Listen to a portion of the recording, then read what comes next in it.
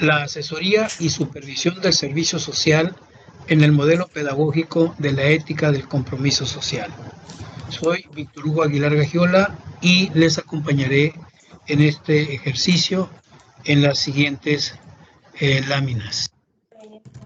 Estamos hablando que este modelo, la ética del compromiso social, desarrolla a lo largo del tiempo una propuesta que nace, se desarrolla y obviamente hay contextos sociales que pueden y dan explicación de por qué tenemos en la experiencia de servicio social universitario esa entrega, esa realización de los valores, de la mística, de la animación de las comunidades estudiantiles para contribuir en servirle a las comunidades.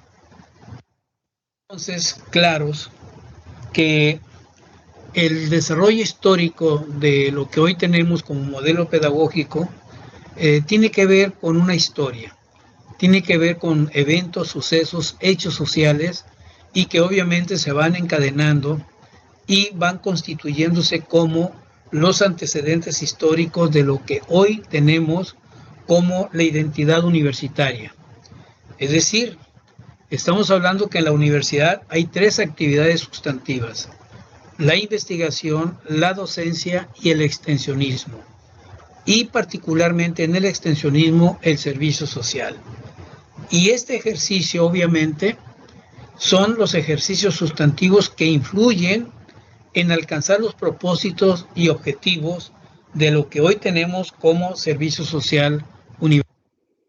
Esta identidad universitaria nos permite entender que personajes como Eustaquio Buelna Pérez, que fue el fundador de nuestra universidad, que la creó con el concepto de Liceo Rosales, nos daba precisamente el gran entendimiento de la importancia de la educación de los jóvenes en instituciones laicas, separadas de la iglesia, precisamente como una labor en esta región noroeste, en esta región que para muchos era inhóspita. Bueno, pues esta región, bajo el pensamiento de quien fuera gobernador de Sinaloa, le diera estructura y fortaleza a la hoy institución Universidad Autónoma de Sinaloa, fundada en el año de 1873. Aquel 5 de mayo, haciendo referencia precisamente a otro evento de resistencia contra la invasión francesa, invocaba precisamente que el sentimiento de la identidad radicaba en construir una patria con instituciones de alta calidad, como era precisamente la sensibilidad de una educación que llevara al pensamiento a reformar lo que eran los sentimientos de las juventudes y que ocupaban un lugar precisamente en aulas universitarias. Y hacia 1910, otro importante personaje fue Rafael Buelna Tenorio, quien, al igual que la comunidad universitaria en aquel momento llamado Colegio Civil Rosales, daría el nacimiento de jóvenes como quien fuera Rafael Buelna Tenorio, que alcanzó un alto grado en la milicia de la Revolución Mexicana, constituyéndose como el símbolo, el granito de oro, símbolo de la juventud rebelde contra un sistema que había precisamente llevado a una gran condición de desigualdad social y de indignación, de pensamientos liberales como fue el pensamiento del granito de oro, que se decidió dejar el aula universitaria y lanzarse a la prioridad de formar parte de esta revolución. Veamos el siguiente video.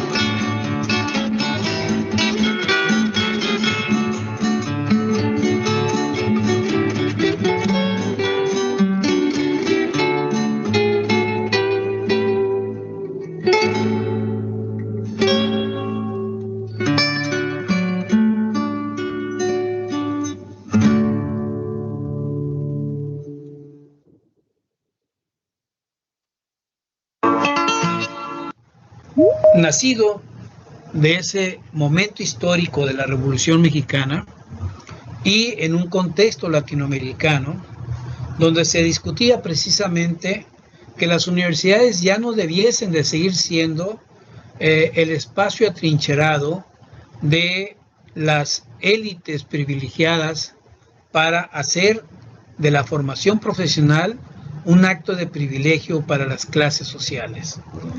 Y entonces se empezó a cuestionar el papel de las universidades por romper su experiencia de vivir en cajas de cristal y vincularlas precisamente hacia el quehacer social. De esta manera, en el año de 1918, junto con Argentina, en México se otorgaba la primera autonomía por un Congreso del Estado a la Universidad Autónoma de Sinaloa, llamada en aquel momento Colegio Civil Rosales. Es decir, esta universidad en toda América Latina es la primera que recibe la autonomía universitaria, su reconocimiento a esta función. Es decir, la universidad debe ser un espacio donde se desarrolle el pensamiento crítico, la libertad de cátedra y es decir, la libertad de conciencia. Argentina sería, hacia la década de los años 40, un concepto liberal romántico donde, y a pesar de haber vivido las experiencias de la Revolución Mexicana, de la construcción de las bases de la nueva nación, en las universidades aún prevalecía el concepto liberal romántico. Es decir, se concebía que la universidad podía ser un espacio de ciencia al servicio del pueblo, pero desde una visión positivista de la cultura del clasicismo. Es decir, otorgarle al pueblo lo que significaba una práctica de condescendencia y no precisamente de servicio a las comunidades.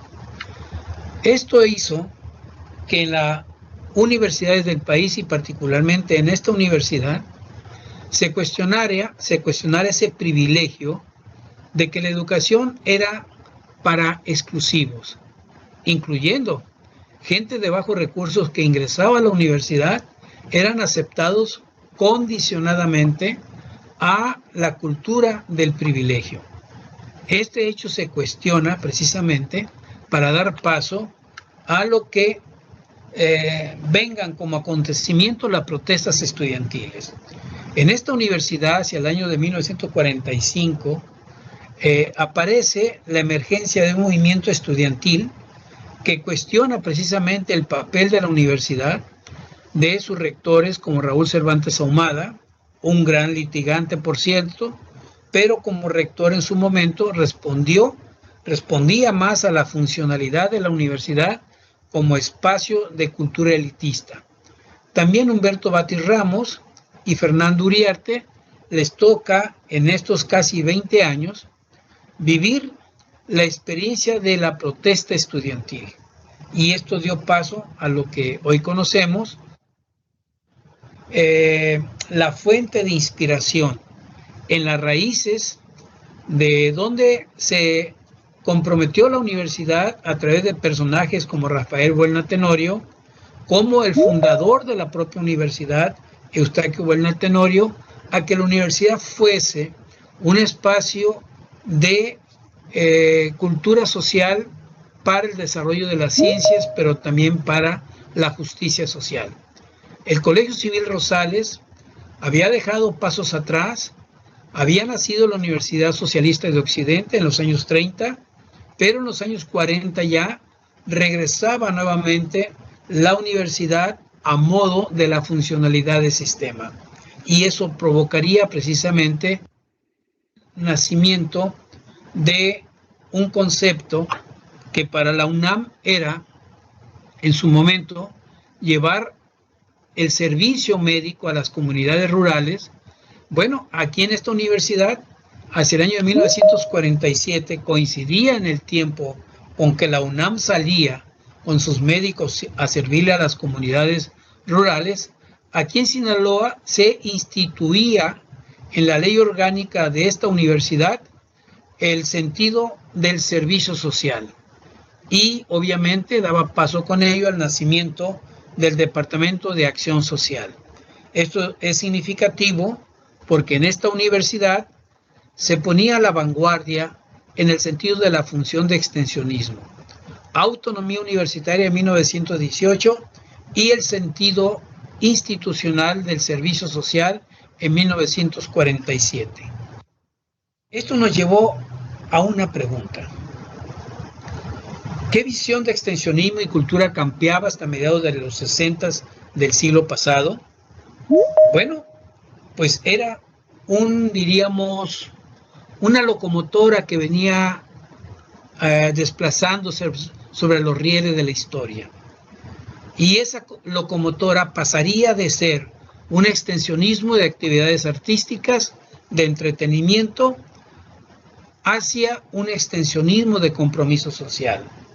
Allá se iban quedando solamente los eventos festivos, llevar actividades literarias, teatrales, musicales a las comunidades, en las plazuelas que hoy conocemos como Plazuela Álvaro Obregón, en la plazuela que conocemos como Plazuela Antonio Rosales, frente a la universidad del edificio central. Ahí se desarrollaban estas actividades, diríamos, de extensionismo artístico como entretenimiento a las clases populares. Esta comunidad universitaria que venía empujando, como esa locomotora de los tiempos, venía empujando un nuevo sentido. Se tenía que pensar en que el modelo que se le denominó el modelo concordante, que venía privilegiando la educación para pocos y hacerla funcional para los intereses, gustos y preferencias culturales de las élites, venía precisamente creando la combustión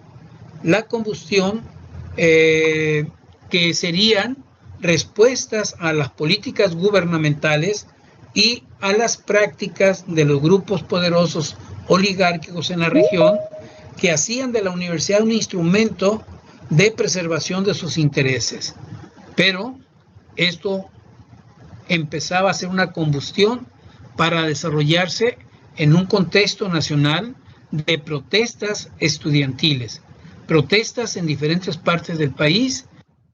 La Universidad Autónoma de Sinaloa, que vuelve a recuperar la autonomía en 1965, pues daría paso a lo que son y conocemos ahora como el gran contexto histórico universitario de las luchas estudiantiles que darían paso al 68, a lo que hoy conocemos como el 2 de octubre del 68. Las rebeliones estudiantiles por la autonomía y el compromiso social fijaban en este periodo de 1966 a 1972 una gran ola de protestas estudiantiles en el país y particularmente en nuestra universidad, para que los estudiantes se organizaran y participaran precisamente en el movimiento nacional estudiantil que daría cauce a lo que fue la Unidad Nacional Estudiantil en una organización llamada Coordinadora Nacional Estudiantil para romper con el aislamiento de las luchas estudiantiles particulares y formar un gran torrente de luchas juveniles en todo el país. A esto se sumaban las luchas que campesinos, que médicos, que ferrocarrileros, que obreros de diferentes sectores empujaban como protesta contra el régimen establecido de discriminación hacia los grandes sectores populares. El movimiento estudiantil en la acción estaba aliado a la emergencia de todos esos movimientos. Y aquí es importante recordar que en toda América Latina y en el Caribe nacían movimientos rebeldes, servicio social. guerrilleros. Simón.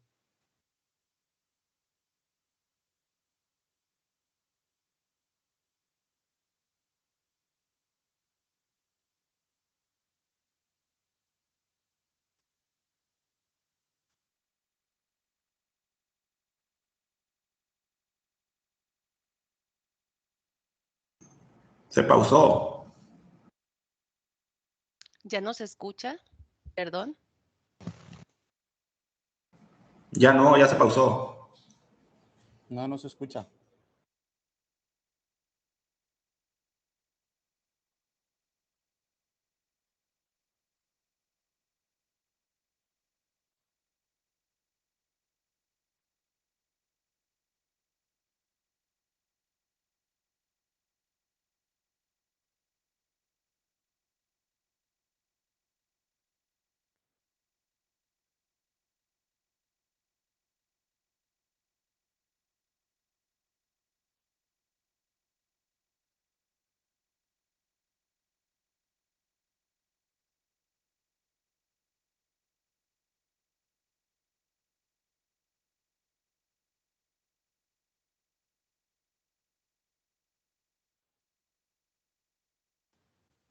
¿Hay alguien ahí? Porque no escuchamos nada, a menos que se haya detenido el curso. Un momento, por favor. Ah, muy amable, Hola. gracias.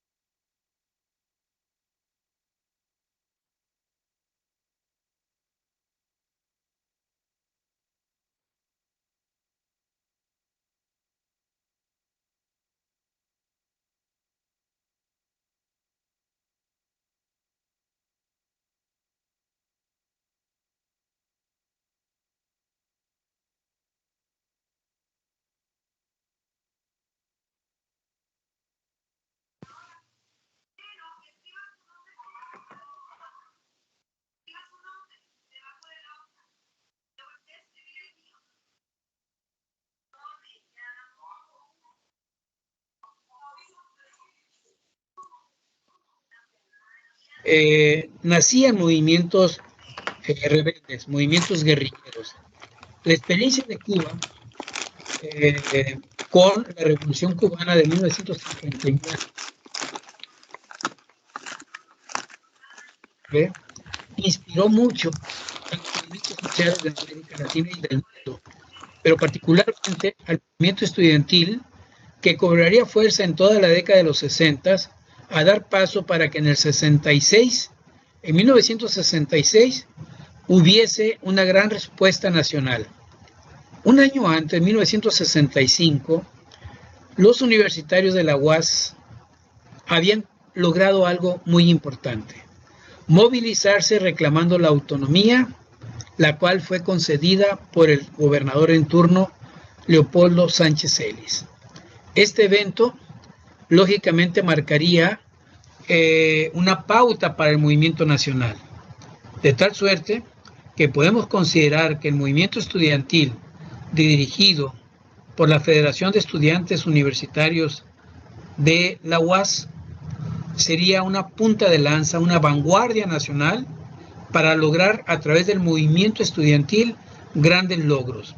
Esto inspiró a otras universidades, a otras comunidades estudiantiles universitarias, para que hasta en la propia UNAM, Politécnico, Normal, etcétera, se sumaran a este gran de manifestaciones estudiantiles. Así nacería en este torrente universitario momentos icónicos de la memoria de la vida social. 2 de octubre no se olvida. Han transcurrido más de 53 años de este acontecimiento, pero en la conciencia universitaria, en los proyectos universitarios, siempre aparece ese filón del compromiso social. Escuchemos testimonios, el reportaje que en 1998 realizara el periodista Ricardo Rocha a propósito de aquellos 30 años de historia que cumplía el 2 de octubre no se olvida. De las pequeñas victorias y soportando los macanazos de las derrotas. Seamos realistas, pidamos lo imposible, gritan los nuevos apóstoles del cambio hace ya 3 décadas. ¿Qué ganan y qué pierden con el 68? Estas son sus voces. Ellos son testigos. Pisotean la Constitución, no hay libertad. Pues no bastaría aquel 2 de octubre entre estudiantes. La clase gobernante, desesperada porque se le salía del rumbo el papel de las universidades.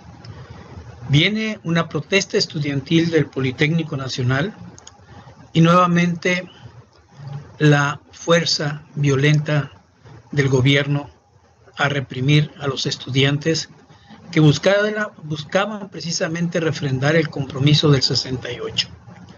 No cárceles para los estudiantes, no aislamiento de la vida de las universidades, tecnológicos, politécnicos, de educación superior, y sí precisamente una justicia para las comunidades estudiantiles y vivificar las instituciones para lo que el momento histórico reclamaba. Así nacería también esta fecha, icónica en la historia del movimiento estudiantil en México. 10 de junio, nunca en el olvido. Cadena 3, la televisión más abierta que nunca. ¿Pero qué fue el halconazo? Se trató de una de las páginas más oscuras de la historia del México de los años 70, en el siglo pasado. Fue una jornada de represión, es así, directa y sin miramientos, en contra de estudiantes y jóvenes que solo querían escuchar su voz. La tarde del jueves 10 de junio de 1971 era el día de Corpus Christi, y con el recuerdo muy vivo de la represión del 2 de octubre de 1968.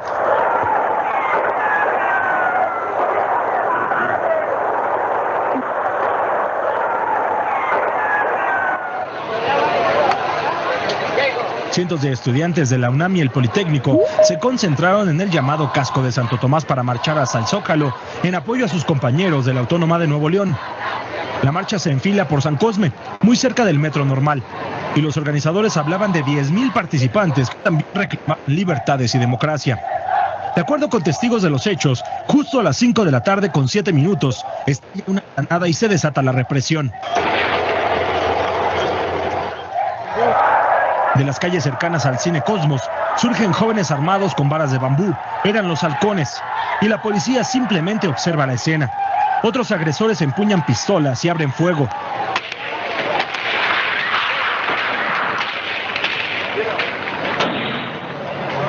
Unos manifestantes buscan refugio en edificios, otros debajo de automóviles. Por más de 2 horas reina el caos en la zona. Los halcones demuestran su adiestramiento militar y golpean a diestra y siniestra. En una edición especial aparecida casi clandestinamente en la revista ¿Por qué?, se habla de entre 75 y 125 muertos, más de 300 heridos y al menos 500 detenidos. Por la represión se dan algunas renuncias de funcionarios, se detiene a varios de los halcones, pero ante la falta de denunciantes no hay proceso y el gobierno habla de actos de provocación de los estudiantes. Las agresiones contra la universidad son agresiones contra el país. Jóvenes del coro fácil, nos opondremos a ellas, provengan de donde provengan. La investigación a fondo prometida por Luis Echeverría solo quedó para el anecdotario. Con información de Humberto Tapia. Suscríbete a nuestro canal de YouTube para que siempre estés informado de las últimas noticias de México y el mundo. Empieza ahora mismo, dándole clic a estos videos.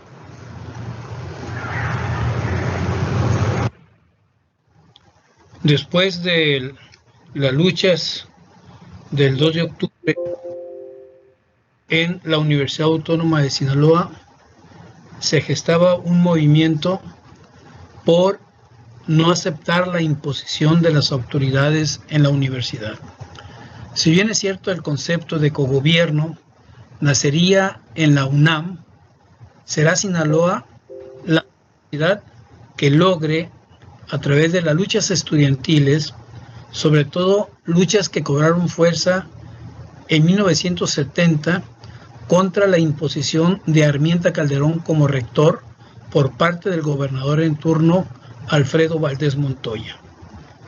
El costo de la lucha estudiantil se volvió a repetir con el asesinato de estudiantes. Juan de Dios Quiñones y María Isabel Landeros, dos jóvenes estudiantes preparatorianos, tuvieron que ofrendar su sangre la derrota de Gonzalo Armienta Calderón como rector y su expulsión de la universidad.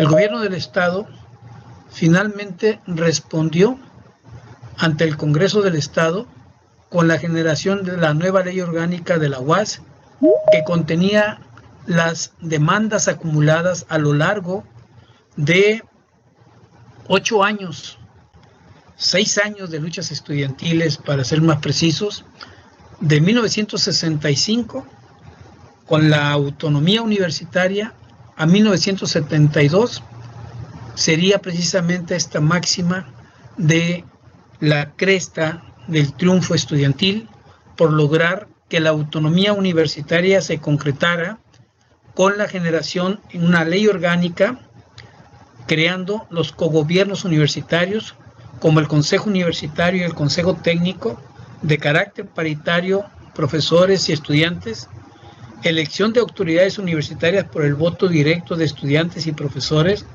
la libertad de cátedra, la libertad de conciencia, entre otras. Así, pues, nacería un nuevo ciclo en la Universidad Autónoma de Sinaloa. 7 de abril de 1972, no se olvida, está presente en este desarrollo histórico universitario, parte de nuestra identidad. Esto significa que de 1965, con las luchas por la autonomía, en 1966 se va perfilando en la Escuela Superior de Agricultura este concepto de un servicio social comprometido con los campesinos, con los colonos. De tal manera que en 1966 ya se prefiguraba el modelo del compromiso con la sociedad, con los sectores más desprotegidos de la sociedad. El 66, en esta Escuela de Agricultura se desarrolla el concepto de extensionismo agrícola. Es decir, profesores y estudiantes de la Escuela Superior de Agricultura daban un paso a la asesoría técnica, la asistencia técnica a los campesinos. De esta manera se le iría dando fortaleza al concepto de una extensión universitaria a través de la acción del servicio social. Y como parte de esto, en el periodo 1966 a 1984, bajo la divisa de los movimientos estudiantiles del 68, del 71 y del 72 en la UAS, nacería este concepto de universidad democrática, crítica y popular, que universidades como la Universidad Benemérita de Puebla, la universidad y otras universidades, y particularmente esta universidad, inscribiría un modelo de universidad democrática, crítica y popular que en su alcance del compromiso social tenía precisamente la vinculación de la comprensión científica de la realidad a la acción del compromiso por transformar la vida social de manera radical. Esto significó que en los próximos años el rector Arturo Campo Román, en 1975, Yo sí traigo de haber obtenido la de la autonomía universitaria, el rector Arturo Campos Román en 1975 declararía: ligarse a la problemática social, incorporándose a las acciones que los sectores más desposeídos de la población han encaminado para paliar los graves sufrimientos que se desprenden como resultado del propio sistema socioeconómico que impera en el país.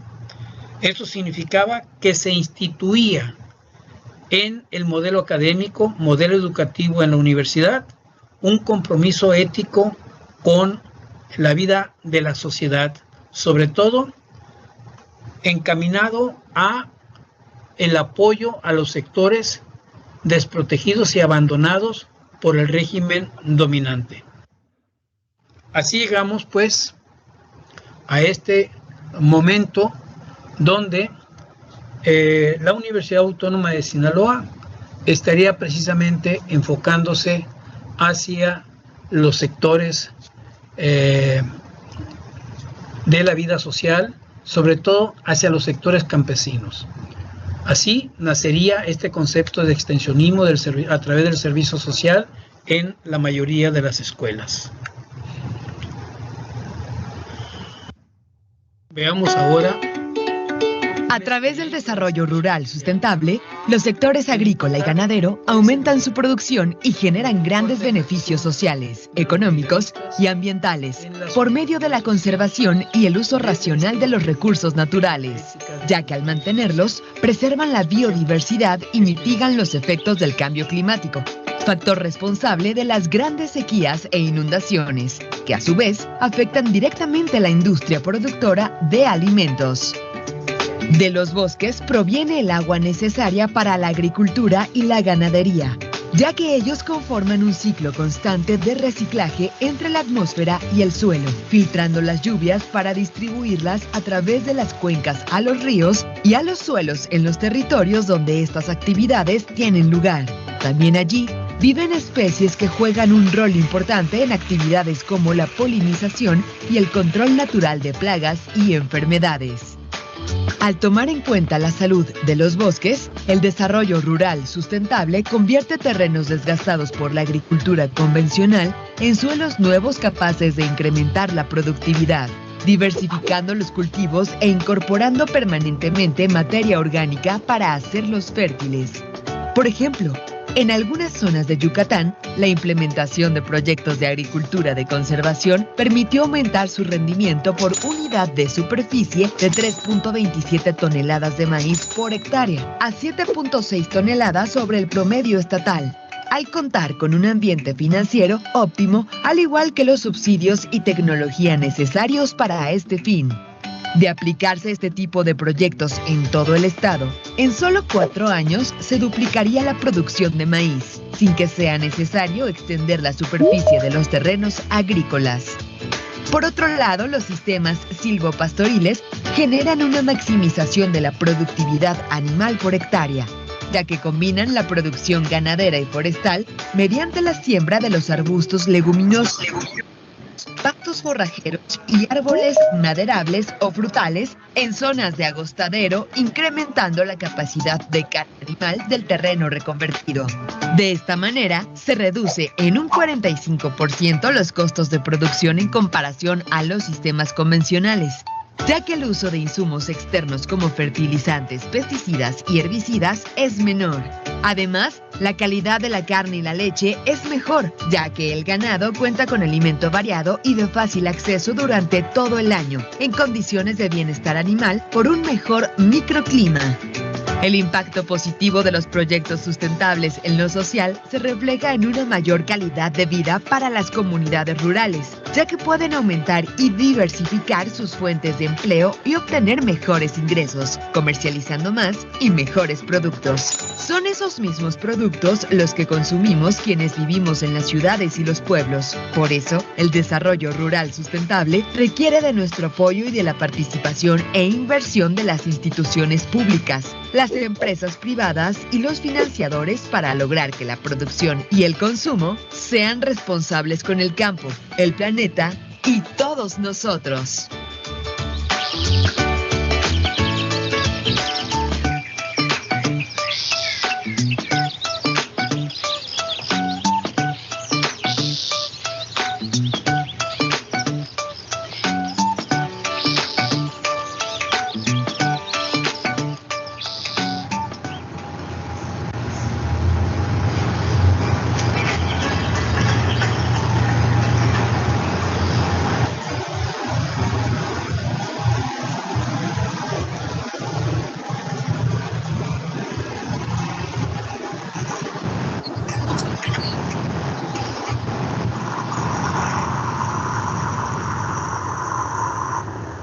Bueno, pues porque se pone en el centro la cuestión humana, la cuestión de la desigualdad social, la cuestión de la marginación, de la pobreza, al grado tal que para fines del siglo XX, los propios gobernantes en el mundo estarían repensando el quehacer sobre el planeta.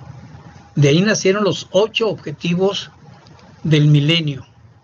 Y en el año 2015 estarían reformulando la propuesta precisamente con los objetivos de desarrollo sostenible.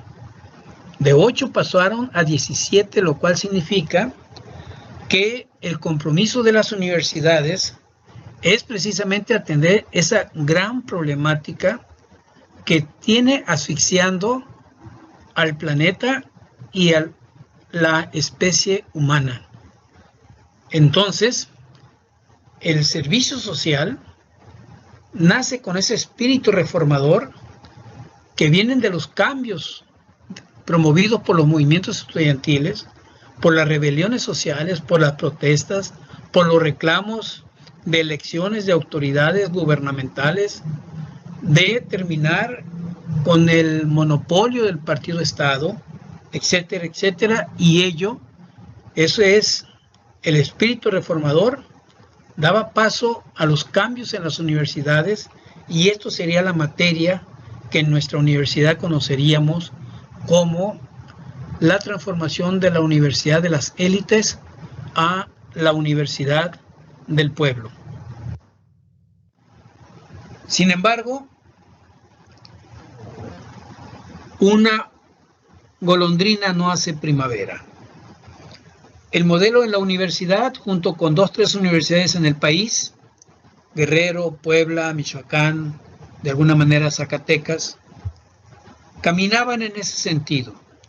La propia UNAM caminaba en el sentido de hacer la función social universitaria y de defender la autonomía. Sin embargo, las políticas oficiales entraban en una nueva era pactada con los poderosos grupos políticos de los partidos tradicionales, PRI, PAN, que se habían fortalecido precisamente contra las transformaciones que desde estas universidades se planteaban.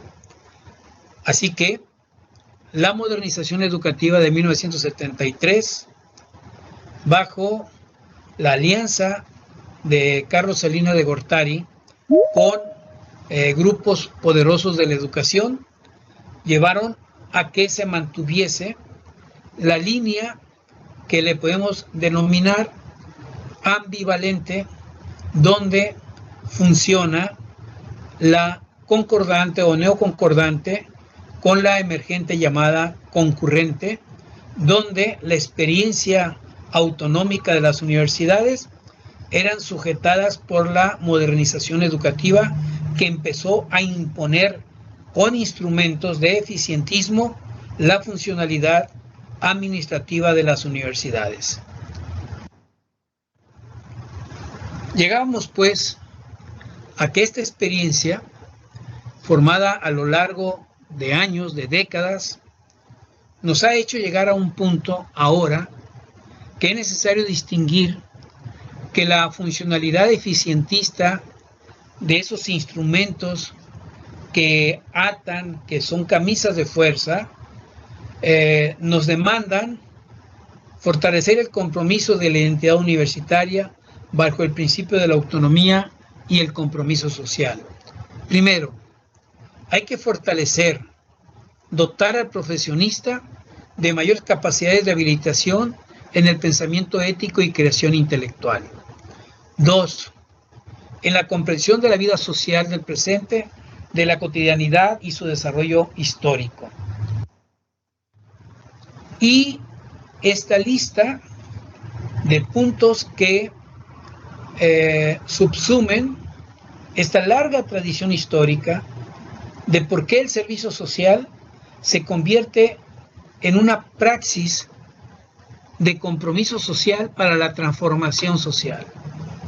Desde la autonomía, que es el cogobierno universitario, es posible seguir funcionando y fortalecer el extensionismo y servicio social. Que la extensión universitaria se conciba como la interacción entre ciencia y vida social.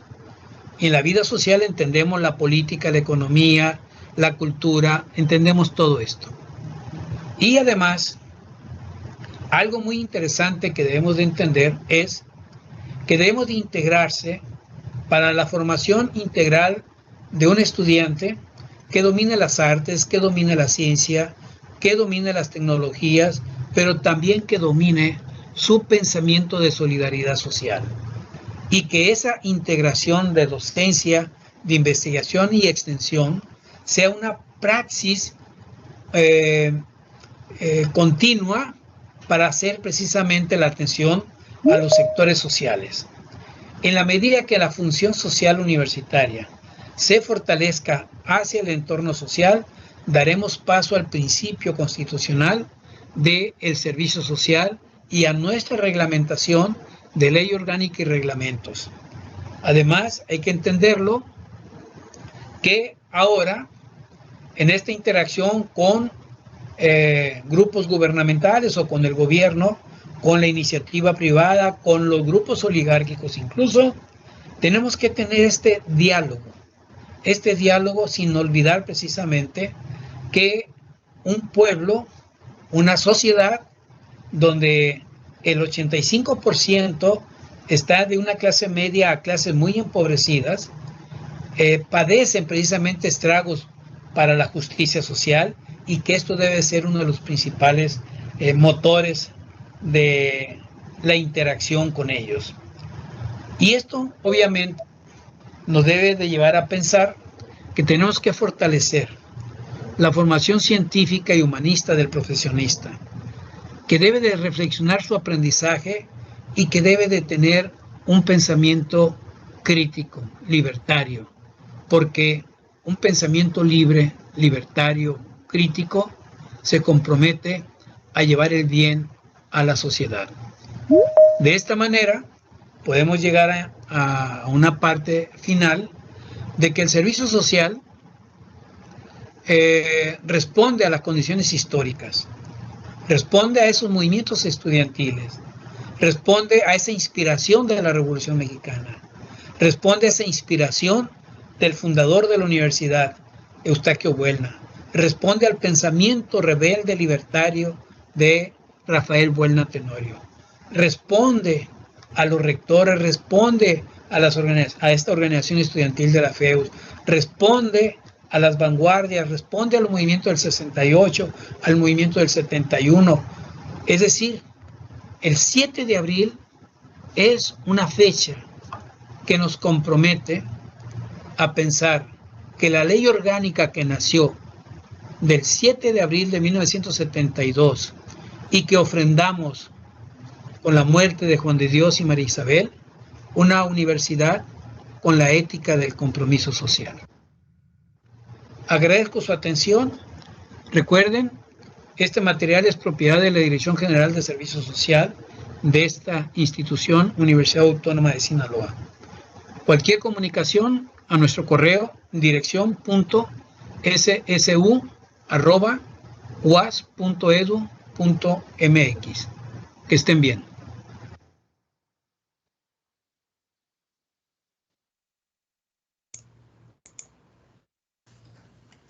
Perdón, ¿podrían poner la diapositiva anterior donde está el correo, si son tan amables, para quedarnos con él y poder informar? Jóvenes. Gracias.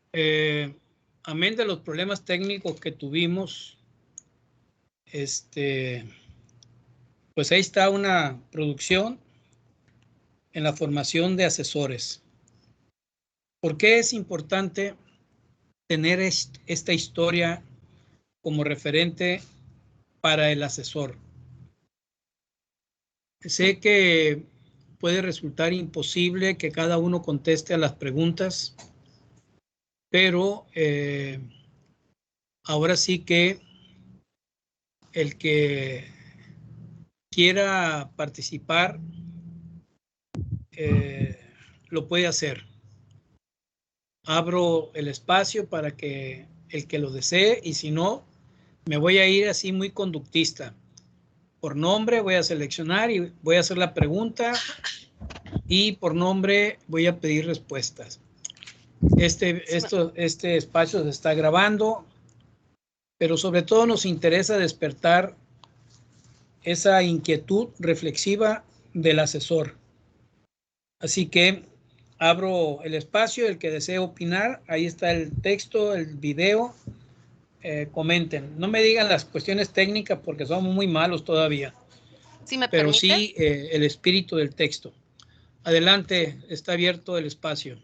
Si ¿Alguien me quiere permite, opinar? Adelante. Doctora Romano, a sus órdenes, si me permite. Bueno, doctora Guadalupe Romano Casas, adelante, le escuchamos desde Los Mochis.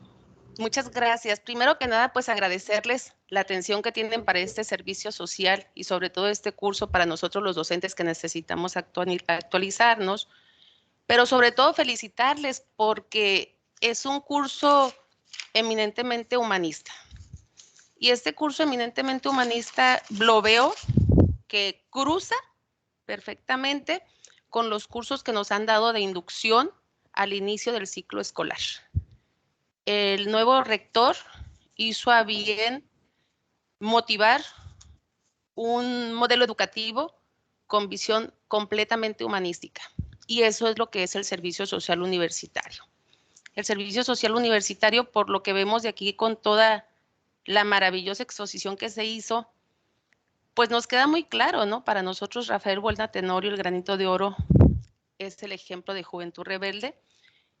Y en base a esas desigualdades sociales propone la participación de la Universidad Autónoma de Sinaloa en el entorno social. Pero lo que más me llama la atención y que a veces pensamos que conocemos a la universidad y no es tanto, es ese llamado extensionismo del servicio social. Ese extensionismo donde se valora el servicio social con esa función axiológica en donde el día de hoy tenemos que motivar a nuestros estudiantes, más que nada, tomando en cuenta, ¿por qué no? Voy a comparar, como ustedes gusten y critiquen, a Rafael Buelna Tenorio, que nos dio la luz para esta autonomía, y esa antítesis de Carlos Salinas de Gortari que nos lleva al modernismo. Y en el modernismo nace la globalización, y con la globalización y los instrumentos internacionales tenemos nuevos retos. Y esos nuevos retos son los que tenemos que enfrentar junto con nuestros estudiantes, a los que usted tuvo a bien decir que no solamente basta con que formen parte de una institución, sino que tienen que tener ese compromiso de pensamiento libre inspirado en la historia de la universidad, que es maravillosa, como es la primera universidad de autonomía junto con Argentina, y nos lleva, ¿verdad?, a resolver, o más bien a participar en esa lucha social de las personas en vulneración, porque no podemos decirle vulneradas, las vulneramos más, en vulneración, para complementar esos objetivos del milenio y lograr con la experiencia universitaria, pues la actualización o el modernismo, aplicando nuestra ley orgánica, la docencia, la investigación en la extensión. Un maravilloso resultado de su exposición. La verdad estoy muy agradecida porque aprendí de la universidad y me motiva más a esta función que tenemos los profesionistas formadores en la institución. Muchas gracias, doctor, por su atención.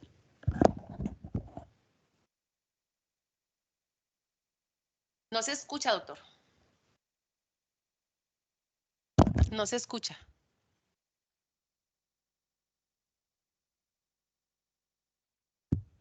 A ver, síguele. Ya le piqué. No me quiero. Ya se escucha.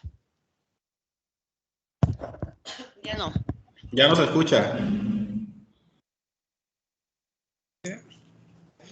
A ver, doctora Romano, le agradezco mucho esa reflexión que hizo y obviamente invito a todos los demás profesores que están aquí en el curso a que hagan esta reflexión.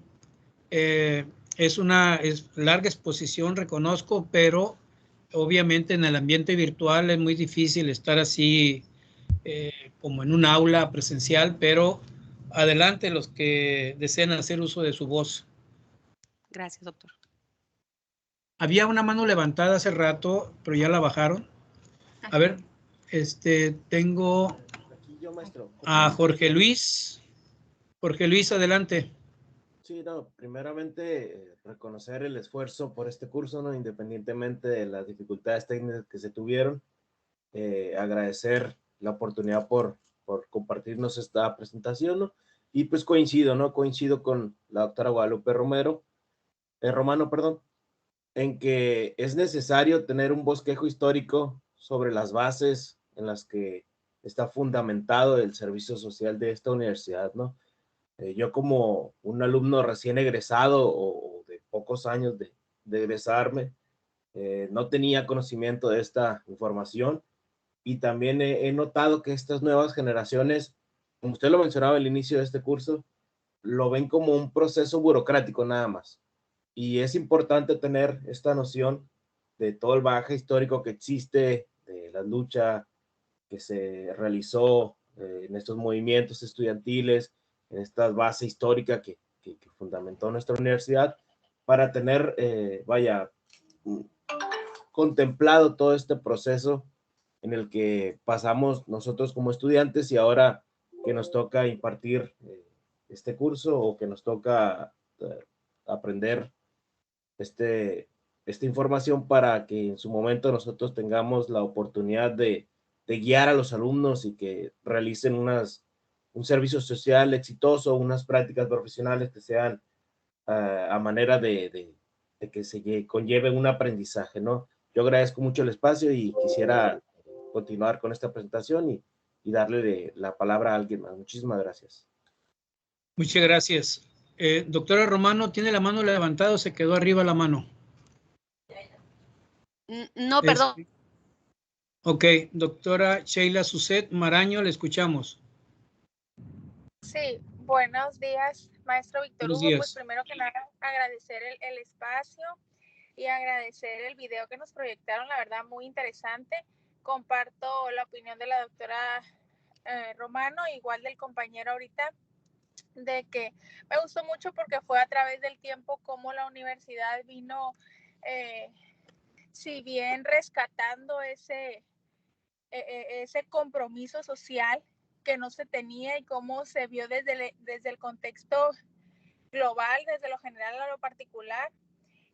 Y primero que nada me gustó mucho esto que habla de cómo la universidad contribuye a servirle a las comunidades, pero resaltando que no solamente la identidad universitaria, no solamente en cuanto a docencia e investigación, sino al extensionismo del servicio social como tal. Y si bien lo dice el compañero, los muchachos no ven el servicio social como se debería, con ese compromiso de contribuir un poco de lo mucho que nos da la sociedad a nosotros como universidad.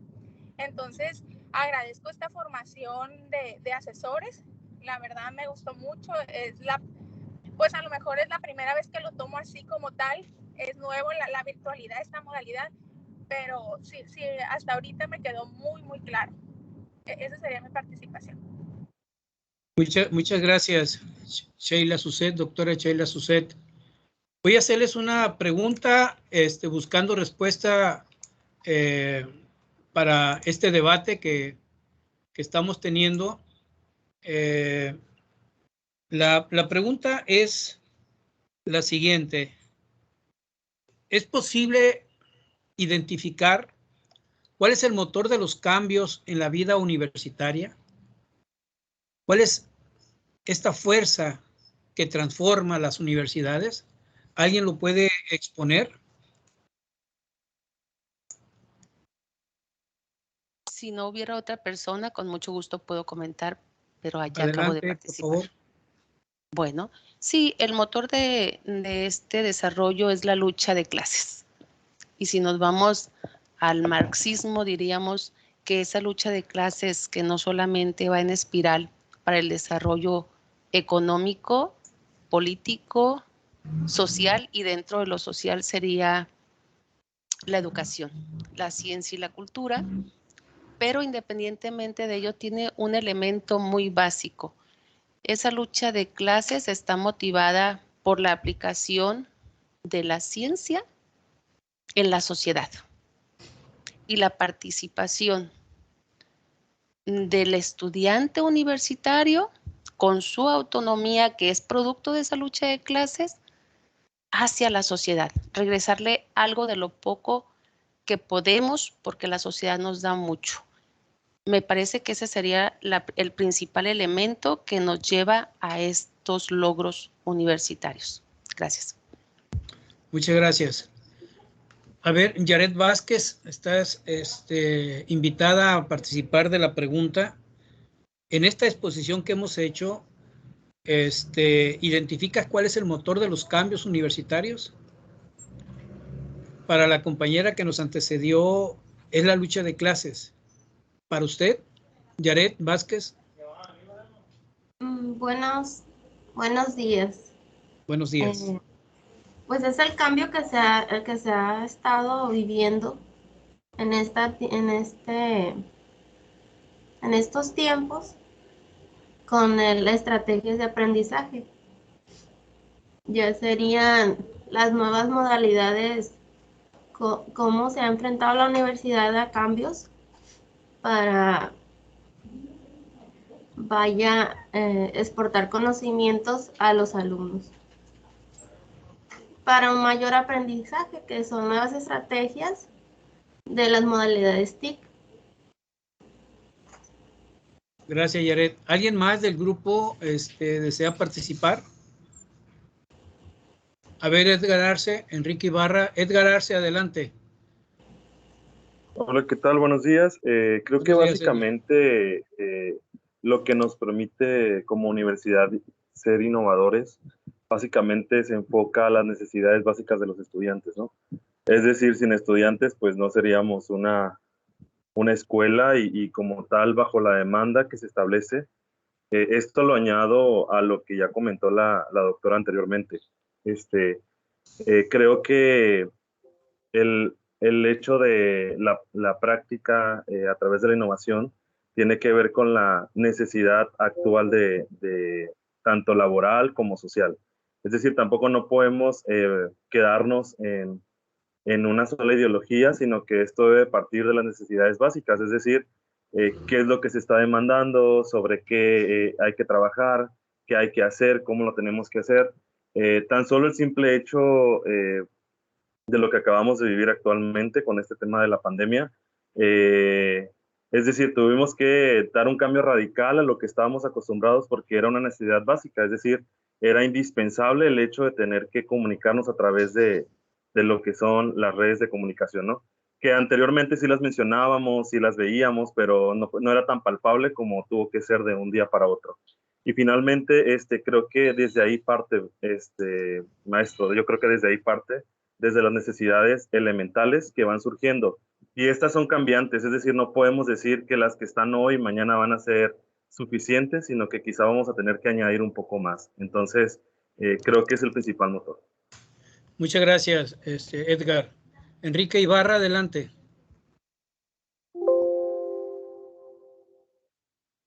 Saludo con mucho gusto a todos. Buenos días, doctor. Yo le agradezco mucho esta información que nos comparte.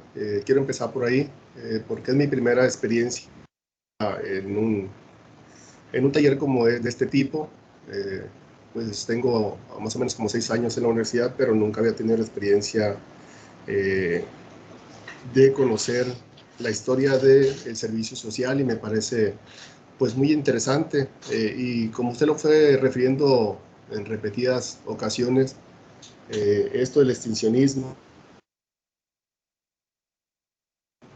suma sistémica, como un complejo de factores que se relacionan entre sí, desde la historia que nos venía narrando desde 1873 con Eustaquio Buelnalo, Rafael Buelna Tenorio, y el movimiento de la Revolución Mexicana y todos los movimientos que se fueron dando posteriormente, los movimientos sociales, los movimientos estudiantiles, la suma de voluntad de rectores que le han dado vida a esta universidad, y todo el compromiso social y humano que se pone al servicio, pues, de los paisajes de alguna forma más vulnerables de la sociedad, como la universidad también siempre está consciente del servicio que tiene que regresar a la sociedad, que finalmente es la que es el motor, lo que le da vida a la universidad. Entonces, me parece muy interesante esto que nos viene dando,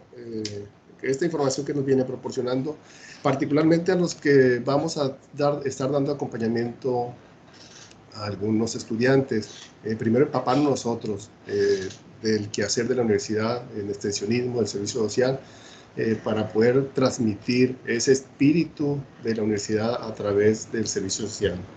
Eso es lo que quería comentar, doctor. Muchas gracias. Muy amable, señor Enrique. Enrique Ibarra, muy amable, gracias. En síntesis, podríamos decir que es la lucha de los estudiantes, y esto lo tenemos precisamente en la Revolución Mexicana con el Granito de Oro. En ese contexto nace la autonomía universitaria, posiblemente, y lo quiero decir, en la cabeza del Granito de Oro, Rafael Buelna Tenorio, jamás estuvo la idea de la autonomía universitaria, pero es un contexto social que viene precisamente desde 1906 para América Latina, reflexionándose de la importancia de separar la educación de los intereses políticos y los intereses económicos que afectan precisamente el sentido social de la ciencia y de la formación de los profesionistas. Y así llegamos al punto que son las luchas estudiantiles, los actores estudiantiles, los que van haciendo transformaciones profundas en las vidas universitarias. Y uno de ellos es servirle al pueblo. Fíjense ustedes, servirle al pueblo. La ciencia al servicio del pueblo.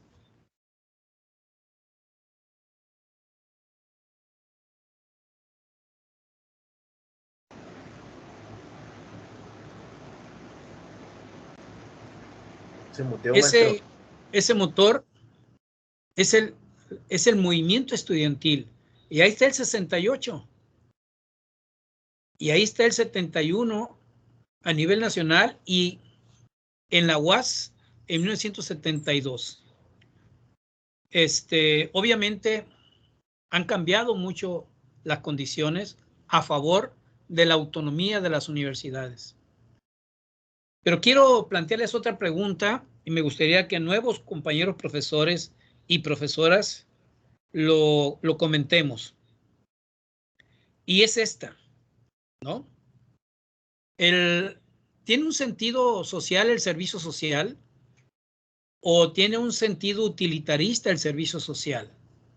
Me refiero, ¿cuál es la característica de la identidad universitaria para hablar que el servicio social es una contribución o es una utilería? ¿Quién lo puede argumentar, por favor?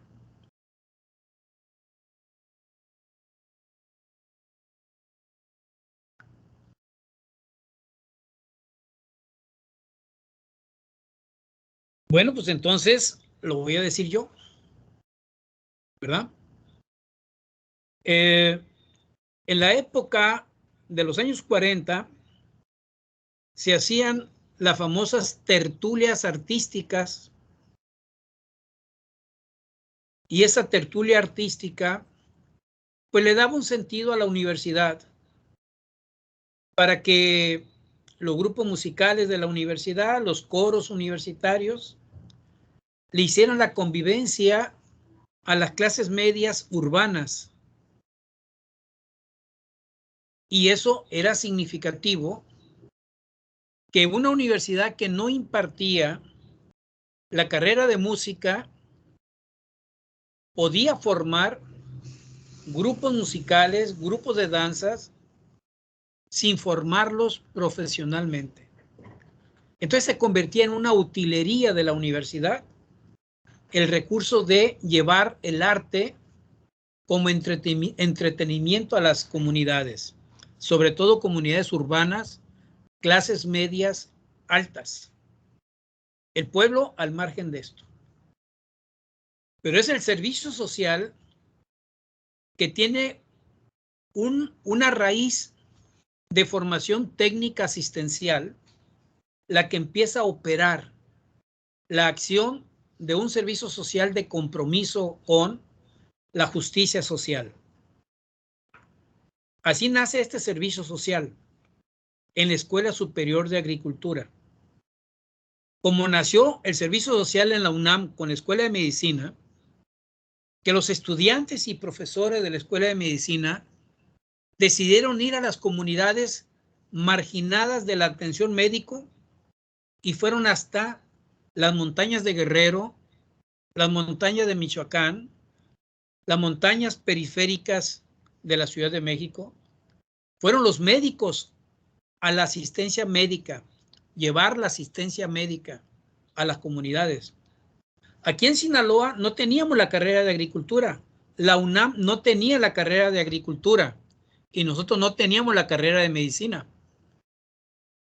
20 años después de la UNAM, esta universidad en los años 66, 67, empieza a desarrollar el extensionismo agrícola, que era la asistencia técnica agropecuaria al servicio de las comunidades campesinas marginadas. No iban a las grandes propiedades agrícolas, no. Iban a las comunidades rurales minifundistas que requerían la asistencia técnica.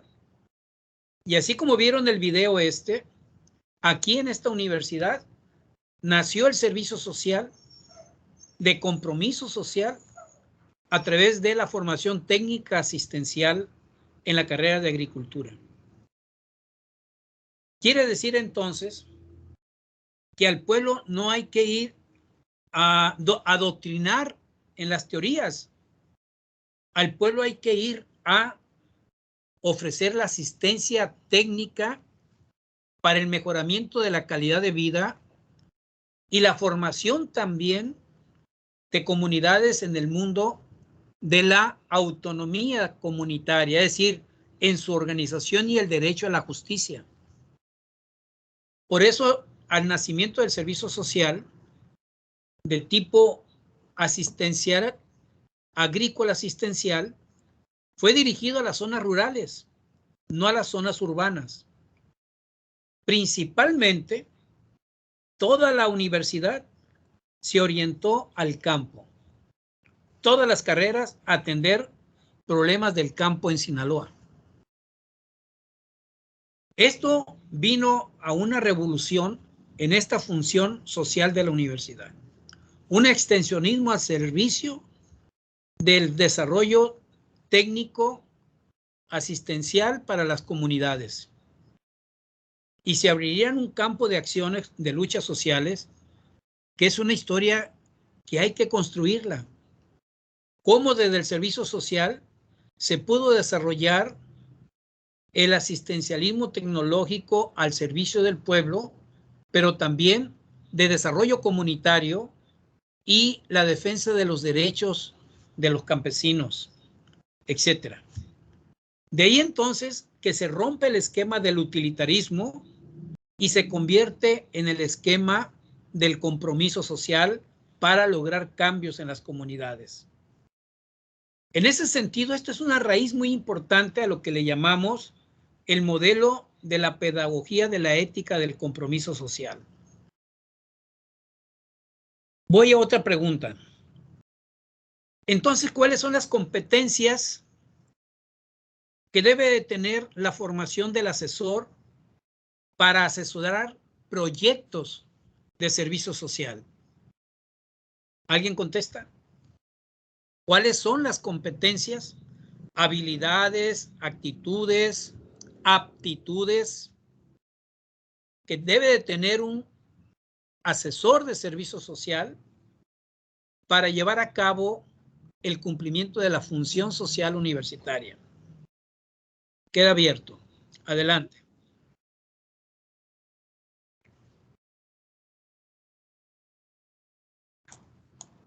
Mario Soto, adelante. Buen día, compañeros. Pues aquí regresando un poco acá al medio de servicio social. Hemos andado con otras actividades, igual saludándolos a todos los compañeros y al personal de la dirección. Gracias. Considero, en mi humilde opinión, y basado en lo que hemos trabajado en el área de servicio social, que como inicio de cuentas el asesor debe tener bien claro el compromiso que se tiene con la sociedad, tener una visión de compromiso y hasta cierto punto de cómo el muchacho puede más bien, brindar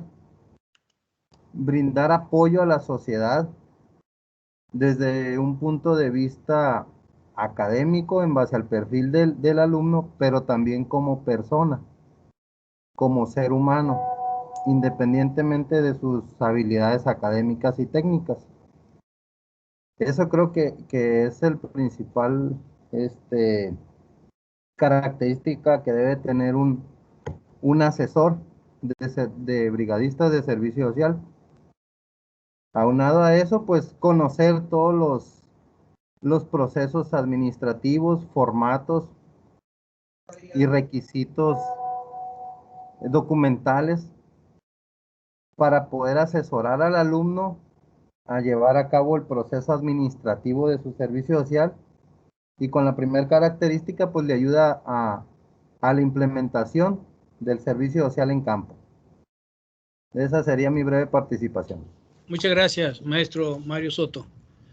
Doctora Guadalupe Romano, ¿tienes su mano levantada? ¿Se quedó levantada o tiene opinión al respecto, por favor? Usted me lo permitiera y si no hay otra participación, podría participar. A ver, antes de la doctora Romano, ¿hay alguien que pueda participar, quiera participar? ¿Cuáles son las competencias que todo asesor debe de tener para llevar a cabo la función de servicio social?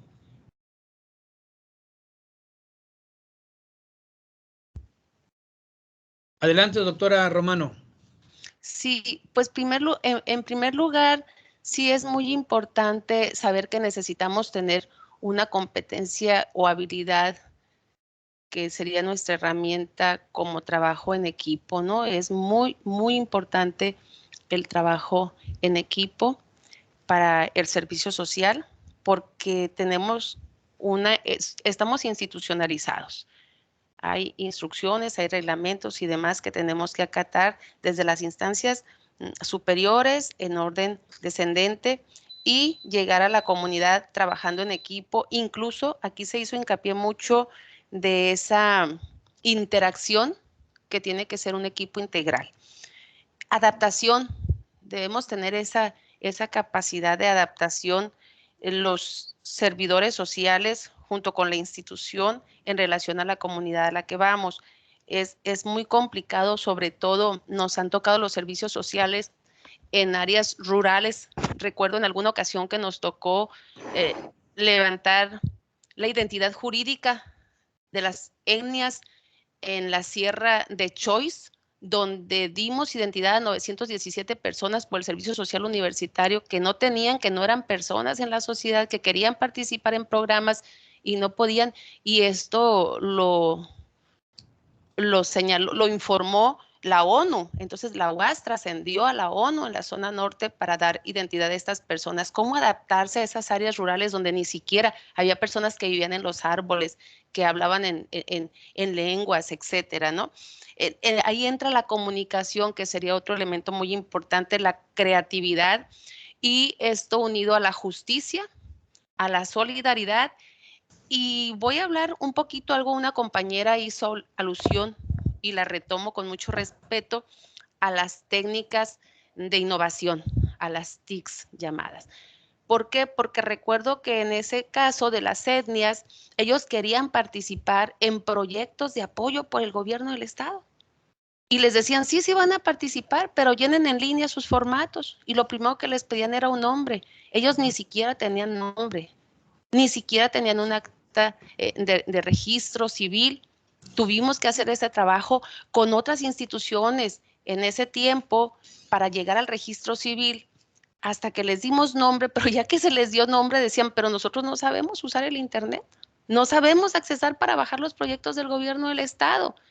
Nos tuvimos que poner cómo entrar a las etnias, o sea, en la comunicación, para que los gobernadores tradicionales nos permitieran entrar a su comunidad, que nos dieran los datos a los servidores del servicio social, valga el término, para que tuvieran que hacer en línea la petición de los proyectos que ellos estaban solicitando. O sea, qué interesante saber todo esto para poder apoyar a un grupo y que finalmente obtuvieran su nombre o su identidad jurídica, que fueran personas en México, que fueran visibilizadas, que les dieran justicia, que les dieran apoyos gubernamentales y que participaran en la economía, que es la función principalmente en materia de agricultura y ganadería, que es como nace el servicio social. Qué interesante, qué trascendente, y me parece pues principalmente la justicia, la ética, valores en general junto con estos elementos. Gracias.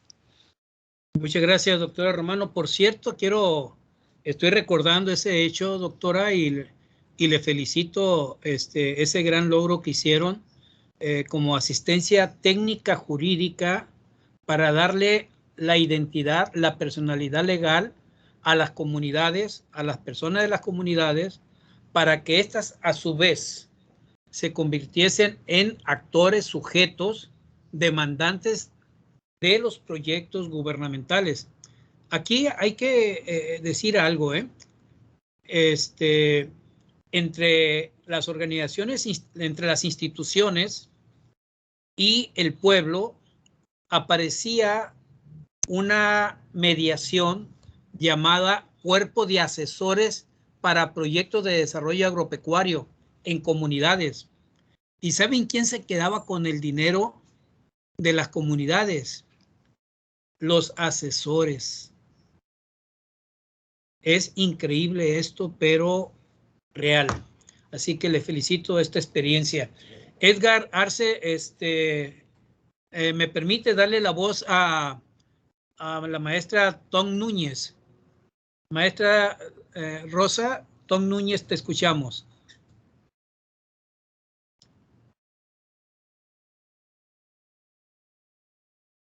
Maestra Tom, tiene el micrófono apagado.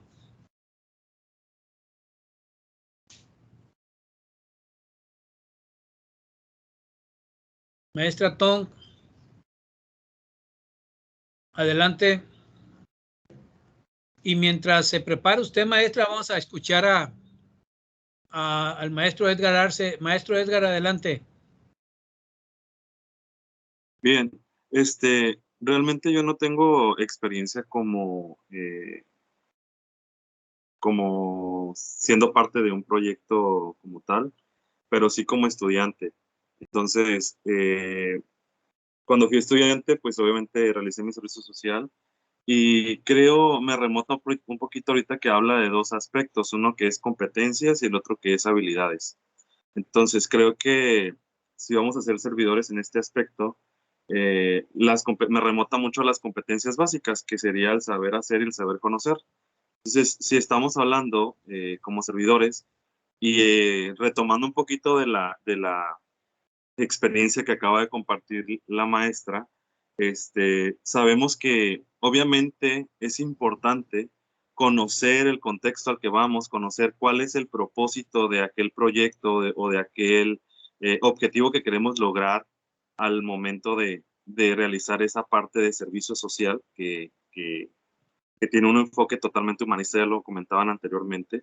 Es decir, el simple hecho de conocer previamente lo que vamos a hacer nos va a permitir hacer cosas que sean significativas y que realmente logren un impacto social en donde estamos dedicando ese tiempo, ese espacio y todos aquellos recursos que se vean involucrados dentro de ahí. Entonces yo creo que las competencias elementales que debemos de tener para poder desarrollarlo es el saber hacer y el saber conocer. Me parece importante este aspecto porque me ha tocado que ha habido servidores sociales que ni siquiera conocen sus objetivos, que ni siquiera saben lo que están haciendo. Entonces, de repente esto te distrae un poco y dices, bueno, entonces, ¿cuál es el objetivo o cuál es la meta de realizar este servicio, no? O lo haces en un lugar donde no quieres, en un proyecto donde no te simpatiza. Entonces, ya todos estos aspectos, vamos a decir que evaden un poquito lo que viene siendo el generar esas competencias. Dentro de las habilidades, creo que totalmente el trabajo colaborativo, el trabajo en equipo son elementales, ¿no? Entonces, desarrollar distintas habilidades sociales nos van a permitir esto, un enfoque hacia lo que viene siendo lo laboral, dependiendo obviamente del contexto de servicio social que estemos desarrollando. Esa sería mi participación. Muchas gracias. Maestra Tom, adelante.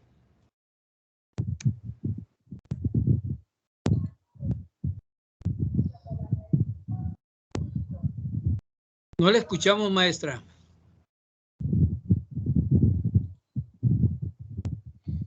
No le escuchamos. ¿Me escuchan? Ahora sí, adelante. Pues antes que nada, buenos días a todos. Un poco Buenos de días. problemas técnicos con la computadora, tuve que conectarme al celular. Para participar un poco en relación a las competencias que nosotros como asesores debemos de tener, yo considero que lo primero es poder aplicar los valores universales que nos permitan actuar con la sociedad a la cual nuestros prestadores de servicio van a acudir. También conocer los principios éticos de cada una de las profesiones que nosotros vamos a estar pues asesorando. Y algo muy, muy importante y que se ha mencionado mucho es el poder trabajar con equipos disciplinarios, multidisciplinarios, interdisciplinarios, con los cuales podamos realizar las tareas que están relacionadas con las necesidades a las cuales nuestros prestadores de servicio van a acudir. Yo considero muy, muy importante el hecho de poder trabajar en equipo, porque con esto podemos contribuir un poquito más, ¿no? Desde cada una de nuestras profesiones. Gracias, maestra. A ver, escuchemos ahora un nombre. Aldo Cuadras, te escuchamos. Sí, buenos días, doctor y compañeros. Buenos días. Gracias por la participación, doctor. Miren, los ejemplos o derivados de los ejemplos que han puesto ya los compañeros, de los propios ejemplos que usted mencionaba hace un momento, sí considero que es importante el romper con algunos de los estereotipos o imagen que de manera periódica se han ido adquiriendo algunos prestadores incluso de servicio social, y así como los asesores, precisamente por desconocer de esas competencias que se requieren tener. Y yendo a lo que es el punto, definitivamente el compromiso social, la ética como tal, por el ejemplo inclusive que mencionaba usted hace un momento de cómo se quedaban con el dinero algunas personas y ese tipo de cosas, ¿no? Hace que se requiera de más responsabilidad también, pues, así como una comunicación adecuada entre los distintos grupos disciplinares y de trabajo que se conformen para un trabajo de campo, digamos, ¿no? Allá con la comunidad, con la sociedad de manera general. Hay que ser flexibles, por supuesto, el estar abiertos al cambio, a ideas precisamente que se generarán de los distintos grupos disciplinares y de trabajo que se formen. Hay que tener también capacidad de servicio comunitario, hay que ser humanistas, y por supuesto que algo que va a ser determinante, doctor, será el trabajo colaborativo, como mencionaban algunos de los compañeros.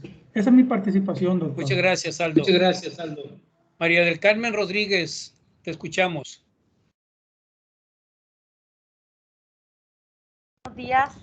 Buenos días. He estado ubicando todas las aportaciones que han hecho mis compañeros de curso y sí considero también que más allá de esa visión de compromiso con la sociedad, el conocimiento de los procesos administrativos y de todas las competencias que han ellos nombrado, yo sí creo que también sí es muy importante darle un plus a lo que viene siendo el trabajo colaborativo y conocer realmente qué es el trabajo colaborativo. ¿Por qué? Porque en primer lugar también tenemos que darle un sentido de pertenencia a lo que viene siendo a la sociedad, a su universidad, eso transmitírselo a nuestros muchachos, sí, como asesores. Y algo que también he considerado invaluable en este sentido para que se puedan ejecutar bien estos proyectos, porque en realidad van a ser proyectos de servicio social, proyectos de intervención social, es el razonamiento crítico que lleguemos a tener los asesores para poder orientar a nuestros alumnos con todos esos problemas que se vienen derivados de la ejecución de los proyectos que se van a ejecutar en el servicio social. Eso es lo que yo considero también una parte medular de todo esta de nuestra formación como asesores.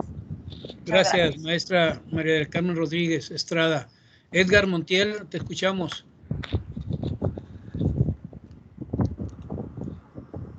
Hola, ¿qué tal? Muy buenos días. Buenos Primero días, que nada, Edgar. muchas gracias, ¿no? por la atención de usted hacia nosotros de este curso.